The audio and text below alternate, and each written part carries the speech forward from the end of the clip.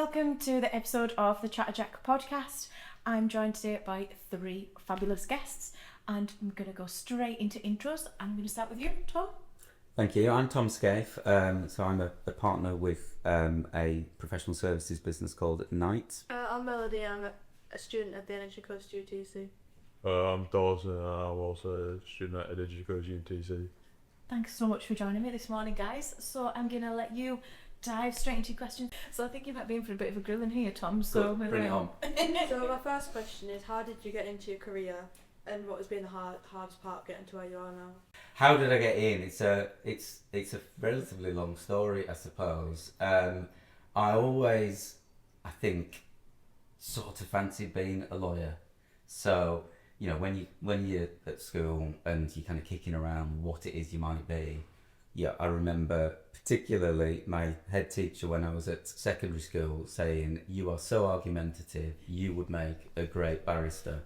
And that probably stuck. And then via, some legal kind of films and just having a bit of an interest in things like. So I was a bit weird growing up. I'm still a bit weird now, but I was, I was into things like the O.J. Simpson trial was the first televised trial in the sort of history of the world, and I was kind of probably about 10, 11, 12, and I was quite into that, and so that probably resonated with me. So the idea was there, and when I finished GCSE sixth form, I went to university to study law, so I did business law. I was always kind of interested in that, and then when I finished university, I actually had a couple of years not going straight into law. I went to work for a business in Cumbria that actually provides special education, so schools and care homes. So I worked in that for a couple of years, and then met the founder of the firm that I went on to work for at a Christmas party. Got talking to John and ultimately organised to go for some work experience, and the work experience led to an offer of a training contract. So then I thought, better go back to university and do the last bit of postgrad qualification I need to do then, and the rest isn't history, but that's how I got into the job originally.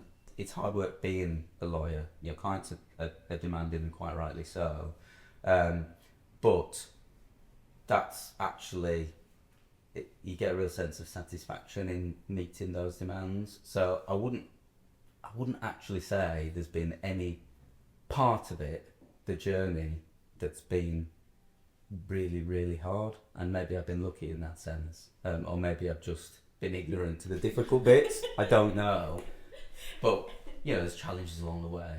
But actually, I can't say that was really hard. Has there been any previous jobs that might have influenced your current job? Yes. What jobs have I done? Oh, I've had quite a short career in terms of jobs because I've been where I've been for so long. I did the usual thing of working in a pub and collecting pots and waiting on and washing up, and that teaches you how to engage with people. I was probably 13 when I did that. That teaches you to interact with people and customers. I think when I went to university, before I even started my course, I had a job working in a co-op, and it was kind of, again, working with customers, serving people, stopping shoplifters, nicking stuff at all times of the night, as you do. And everything that I've done, and then working for a group of special education schools and doing training with teachers and support staff, which I did in that environment as well, and having not front line but interacting with kids who'll come running up to you and you'll be very questioning about who you are, why you're in my school, you're not normally here, and having to know how to respond to that. All of that is a good grounding in the communication skills that I definitely need as a lawyer. So one of the questions I've got is a bit strange, but is it difficult to manage how legislation's changing all the time? Is it difficult to manage that and client information at the same time? What a really good question. Thank you for that.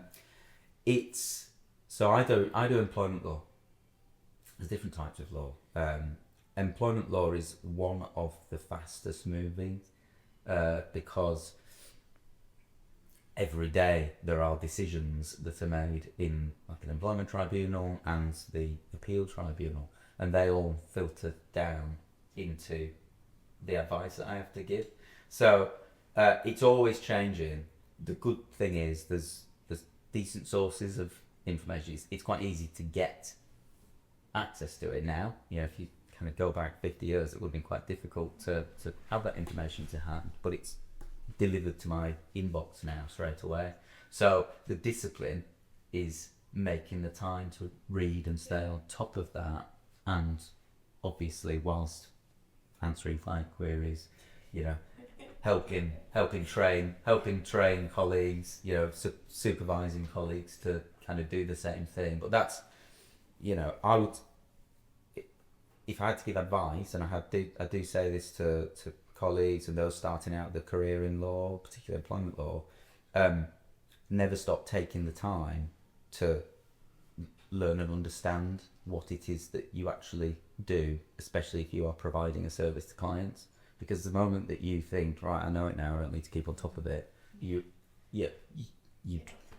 drop the ball, and you're not as, you know, ultimately straight away you might as well. And I love it, so it helps. Yeah, I love employment law. As sad as that may sound, I actually do. I enjoy it. It's ultimately it's people based. Going back to what I said about interacting with people, I have to. My job involves me understanding the clients as people, but it also, because it's people based, means I have to understand the people that they are employing and probably having problems with, and how they might be behaving. Do you ever think your job's like conflicting sometimes, like what you think and what a client thinks is different, and it causes like conflict between you sort of thing? That is another fantastic question. It does. Yeah. I mean, frequently clients will disagree with what I say, not because, well, they know I'm right. Obviously, they know I'm right, but they want to achieve something. So clients will always want to achieve something, and sometimes the law and what I have to say to them about risk and potential money it might cost them if they do what they want to do, conflict. And part of the skill of being a decent lawyer is actually to work with clients, one, to explore, well, is there another way to get you to where you want to be? Or is there a way to get you near to what you want to be? Or, you know, can we get away with what you want to do? Or, so that's one part of it. And another part is, you got to sell bad news. You have to look at PR, probably. You know, sometimes there's a way to sell bad news to a client. And so there's a skill in learning how to communicate, again, with clients when you know that they're not necessarily going to like what you hear. And actually is a good tip, and it's a tip that I've had drilled into me, but it wasn't necessarily difficult for me to grasp.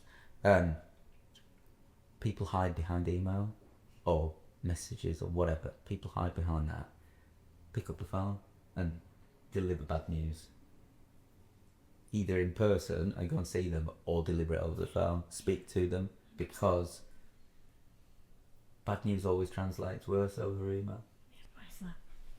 So when you started your job, was there anything you didn't expect to do, but you have to do? You know what I mean? No, it's so kind of being a trainee. I've gone from being a trainee to owning a business, to selling a business, to becoming a relatively senior employee in a massive business. And I don't think there's necessarily been anything along that journey that I haven't expected. But I'm the kind of person that'll roll my sleeves up and get on with various things. Actually, not in this job. When I was, as part of my university degree, I did what was called a sandwich degree, which means going and spending a year working in a business, in the third year, I actually did go and work for a law firm, and I distinctly remember I spent a week crawling around in an attic, getting rid of old files that were like 130 years old, because they were doing something and needed to clear out that attic. Not entirely sure I anticipated that, and I was sort of vaguely happy to do it, but yeah, I don't think I'd be too chuffed if I had to do that now. I mean, I'll do it. Yeah, I will, but I wouldn't. Not something you choose now. No, not really. No. If you were like interviewing someone for like a job in the company, what would be the biggest thing that would like stand out to you that you would hire them for? So our chief executive, David, was talking about this last night. So there's a danger that I'm going to say similar to what he said, and everyone's going to say, you're just saying that because David said it last night. But it's fundamentally, it's about cultural fit. And I mean that from kind of knowing that people are going to come in, someone's going to come in, and they're going to be able to provide what our clients and colleagues need. So this isn't necessarily something that schools should listen to, but CVs, for example, fine. I think they obviously have a place in certain things, but if I've got a lawyer, someone applying for a job as a lawyer, well, I'm going to take it as read that they're a lawyer. So I'm going to take it as read that all the things they needed to do at school and university to get there, they've done. So I'm probably not really going to look at that. I might look at some of their hobbies and interests, but I probably won't, because actually I just want them to tell me about it. So it's all about knowing that the person sitting in front of you is going to be invested in the business and be able to offer and do what the clients want them to do. And that, just to be clear, there's always a risk of unconscious biases fitted into that, and you've got to be really careful with that. But people can come from all backgrounds and actually still know that they can offer something. So not everyone will offer the same, but they have to be able to. We have to know they're going to offer what clients want, and it's so simple. We talked about delivering bad news, providing advice, keeping on top of stuff, all of that. So do you have like much spare time to spend with like family and friends and stuff like that? I feel like this is a difficult question to answer. So the good thing about Night is that we are well resourced across the business. So we've got a lot of lawyers who can kind of jump on things, do things quickly, and we can share the work around. So that probably contrasts a bit with more traditional firms, because we're a bit of a disruptor. More traditional firms will, it's a bit more siloed, and it's a bit more, you kind of take everything on your shoulders and you kind of want to protect your work and get it all done yourself. So that can be quite difficult, and there are a lot of lawyers who do not have a lot of time on their hands and are, in a roundabout way, kind of sweated as assets. So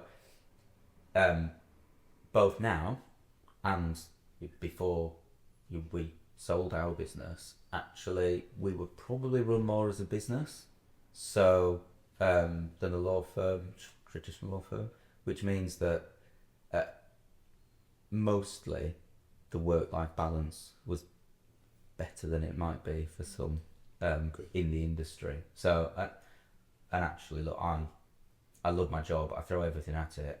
I don't really fully switch off, but I always manage my time to make sure that life ultimately comes first. Having been able to give you perspective forward in like a bigger context like Parliament or anything like that. Not directly.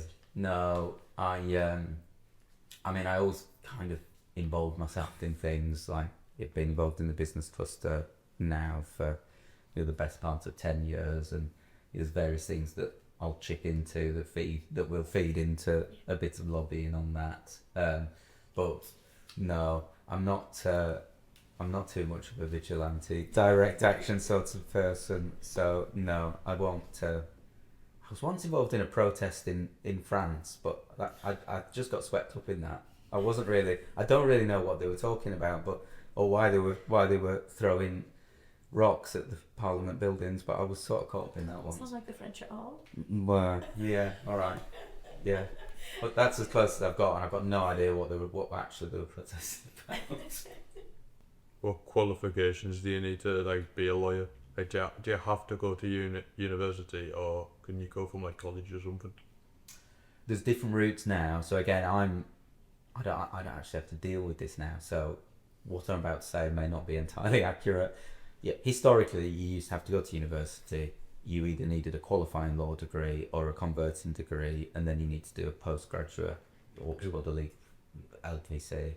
Now there's an apprenticeship route, so you can actually become an apprentice solicitor and then qualify that way.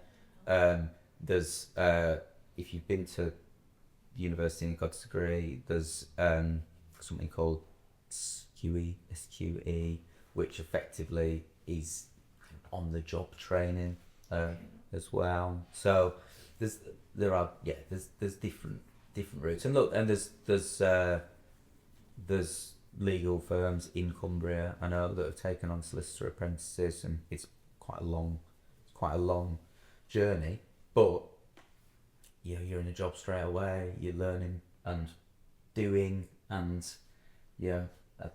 whilst it is a long journey, absolutely, it's a perfectly valid route. But it's a bit of a historic industry, and so sadly there's a bit of snobbery. There's a bit of snobbery about it, and there shouldn't be. Yeah, back to what I said about the different and varied people that have passed through our doors. We've had loads of people that have come from different walks of life, and the kind of traditional route doesn't suit everyone. It doesn't, nor should it. How often do you go into like court with your clients? So a lot, as an employment lawyer, a lot of employment tribunal claims never get to a hearing. For whatever reason, the tribunal wants them to settle. The whole thing is geared up around, if we can avoid being in a tribunal hearing route, then that is certainly better administratively for the tribunal. So, but some do go. I might have 4 or 5 a year that will actually go to a hearing. It's not high volume, so at all. But when they do go, they are definitely they're interested. Alright, true. Do you ever find it difficult managing like a range of clientele at the same time? That is a brilliant question as well. I don't find it difficult, but some will find it difficult. Some of the communication skills that I keep talking about are so important. You've got to know, when you're doing a job like mine that interfaces with customers, you've got to understand that actually different clients they expect delivery in different ways.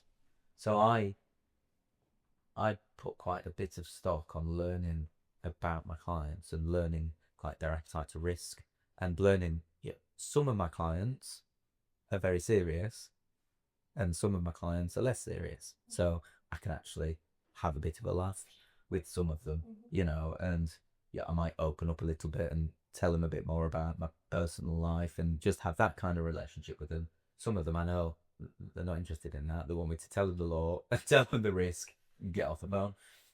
So whilst it's always important to be yourself, actually, if you're a professional and working in professional services, you probably need different versions of yourself for different clients. And you need to be a little bit of a chameleon. I'm now going to have clients ringing me to say this, say, which one am I, please? You've never told me any jokes. So, but... See, when you're like defending someone in a case or something, have you ever defended someone and they're in the wrong, but you still have to defend them? Don't name names. So I have professional obligations, and one of them is that I can't allow a client and I can't mislead the court or a tribunal. Okay? So if I know that the client is lying, for example, I've actually looked to intervene. So I can't allow that to happen. So that's me making sure I got that out of the way.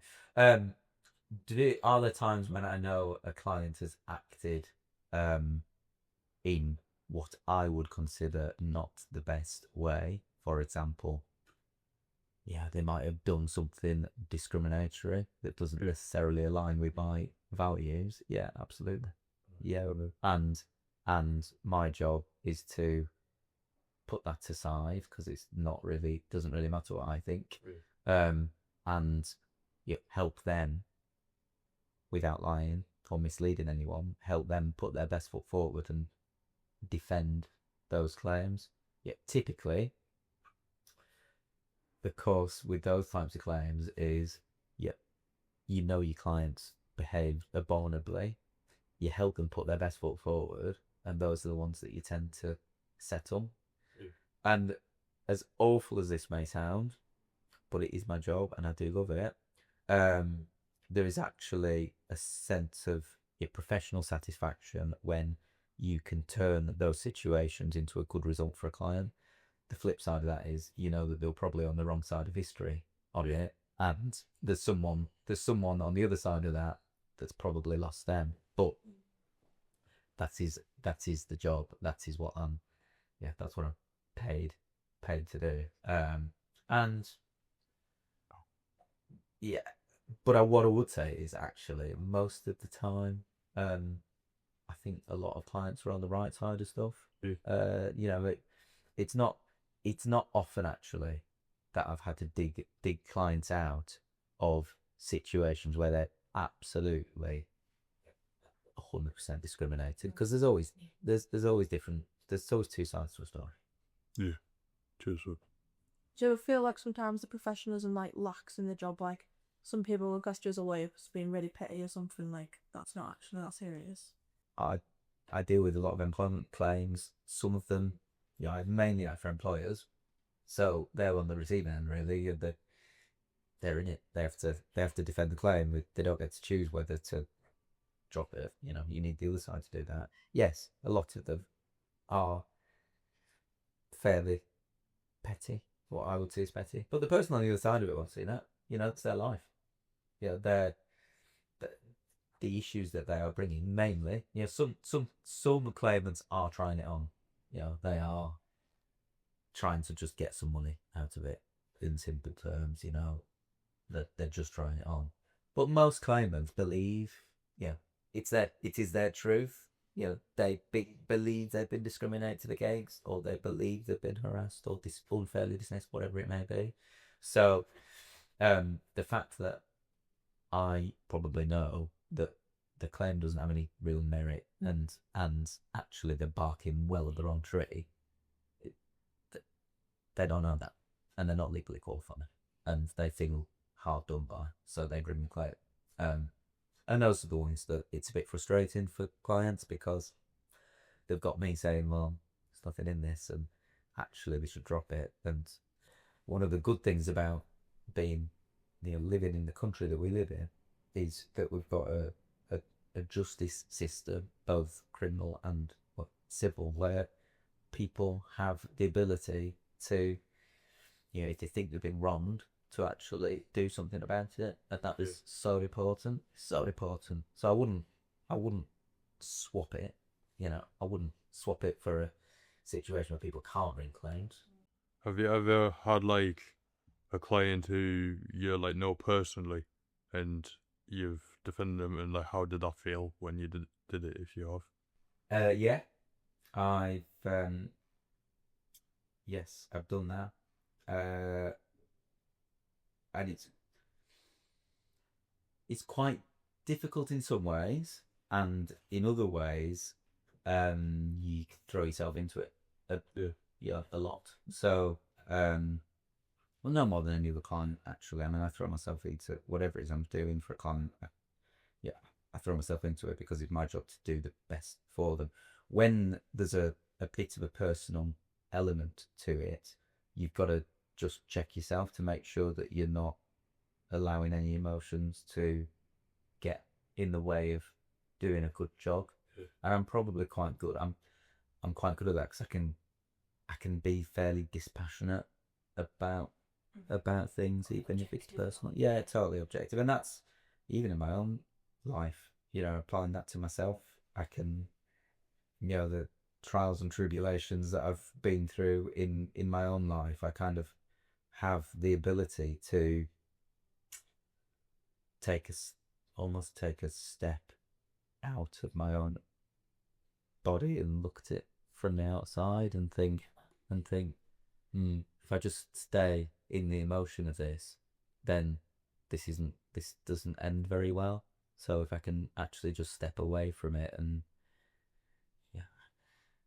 For example, I say, if I'm in any personal situation, I tend to say, what would Tom in 5 years' time, the version of Tom in 5 years' time, want to look back and see Tom now doing and behaving? How would he want to reflect on this? And so I when I'm going through difficult times, personal times, I tend to take that approach and try and hold myself to behaviours that me in 5 years' time would want to look back and see me having done.